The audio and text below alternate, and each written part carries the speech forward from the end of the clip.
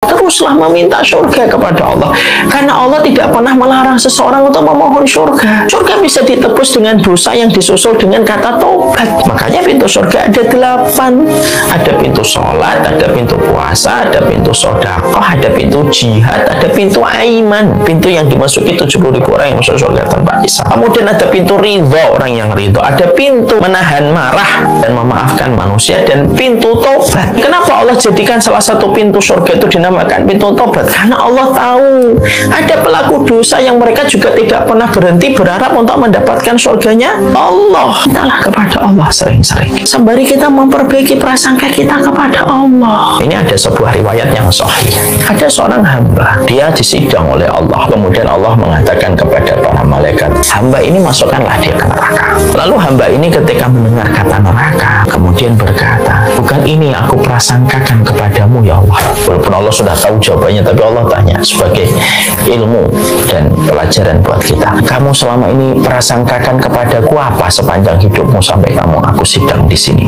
Lalu orang itu berkata, ya Allah, yang aku prasangkakan tentang dirimu ya Allah, engkau merahmati saya, engkau ngampuni dosa saya ya Allah. Lalu kemudian Allah berkata, aku maafkan kamu, aku rahmati kamu, masuklah kamu ke dalam surga. Allah lalu memenuhi prasangka hamba itu persis sebagaimana prasangka hamba itu kepada Allah. Kita ini pendosa. Tidak ada di antara kita yang tidak pendosa, tapi pendosa itu tidak boleh putus harapan. Pendosa itu tidak boleh kehilangan asa tentang rahmatnya Allah, ampunan Allah, maafnya Allah. Itu harus terus dipupuk. Kalaupun ada di antara yang mendengar masih berzina, berdoalah minta surga.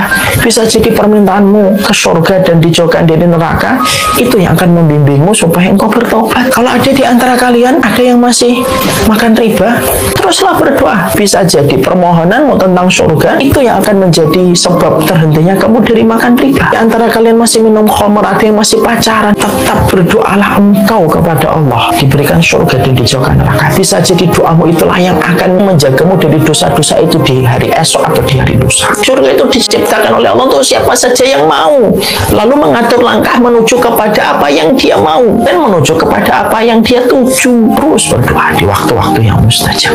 Doa tentang surga, istiqomah, husnul khatimah, diampuni dosa kita dan diampuni dosa orang tua kita, dan minta petunjuk. Teruslah berdoa. Saya malu minta sama Allah. Doa itu ibadah, bukan minta. Minta itu bonusnya. Allahumma inni as'alukal jannah, Allahumma inni as'alukal jannah, Allahumma inni as'alukal jannah, wa a'udzubika minan nar, wa a'udzubika minan nar, wa a'udzubika minan nar. Semoga Allah terima keinginan dan harapan kita untuk memasuki surga, walaupun diri masih berkubang dengan dosa dan kemaksiatan. Kita sepakat, kita memang pelaku dosa, tapi jangan pernah tidak bersemangat untuk membicarakan surga. Kita memang pelaku dosa, tetapi kita harus selalu memohon kepada Allah supaya kita diberikan oleh Allah dengan surga. Dan kita menata prasangka kita terus bahwasanya kita dirahmati oleh Allah dan kita diampuni oleh Allah, supaya kita mendapatkan rahmatnya Allah. Ya, jangan pernah mengatakan saya pelaku dosa. Betul, siapa sih dari kita yang nggak pelaku dosa? Kita ini pelaku dosa, tapi jangan pernah memaklumi dosa. Kita ini pelaku dosa, tapi jangan pernah berhenti berharap untuk mendapatkan surga. Kita ini pelaku dosa, tapi jangan pernah putus harapan untuk memohon surga datang dalam kehidupan akhirat kita. Kita memang pelaku dosa, tapi kita tahu bahwasanya rahmatnya Allah itu lebih besar daripada murkanya Allah. Bahwasanya Allah itu sudah menetapkan siapa itu penduduk surga, dan Allah sudah mengetahui siapa itu penduduk neraka. Itu artinya apa sih Ustaz?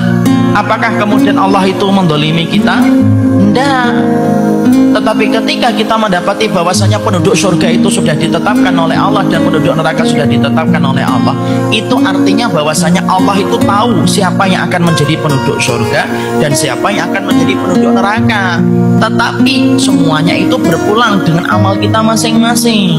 Jadi Allah tidak memaksakan kita untuk menjadi penduduk surga, dan Allah tidak memaksakan orang untuk menjadi penduduk neraka. Makanya Allah mengatakan faman sya'afal yu'min faman sya'afal yakfur. Siapapun yang pengen beriman silahkan beriman, siapapun yang pengen kufur silahkan kufur. Tapi Allah sudah tahu siapa nanti yang akan menjadi penduduk surga.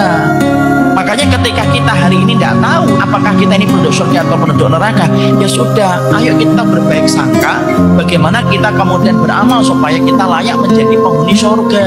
Memahami takdir itu memang agak berat, tapi kita harus yakin Allah tidak mungkin menetapkan takdir yang sifatnya mendolimi kehidupan kita.